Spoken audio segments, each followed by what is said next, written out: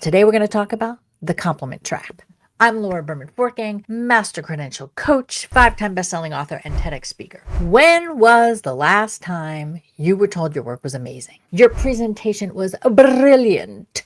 Your pitch was fantastic. Compliments, acknowledgement, they feel good, right? But here's the uncomfortable question. When you get a compliment, what did you actually learn? Anything? Here's what most people get wrong about feedback. They think praise is the goal. That's the confirmation that you're doing everything right. That's your confirmation that you've arrived. So they optimize their whole professional life about getting more praise. But praise is essentially useless as a growth tool. It doesn't tell you specifically what you did well and what to repeat. Loved it doesn't tell you what to do more of. You're amazing doesn't tell you where the sharp edge of your growth is. Now, I learned this from my friend when we were both in the theater. I went to see her in a show and I was like, oh my God, you were so great. And she's like, well, what was great about it? And I thought she was being a little egotistical, but no. I discovered that's how you give good feedback, by telling people what they specifically did right so that they could do it again. So why do we get so much praise and so little useful information? Because giving useful feedback is hard. It's socially expensive. Nobody wants to be the one who tells you that your pitch is too long or your emails sound cold or the thing you're most proud of is actually holding you back. So people default to praise. Praise is safe. Praise makes the giver feel generous and the receiver feel good, and everybody wins in the short term, but nobody wins in the long term. So meanwhile, the people who get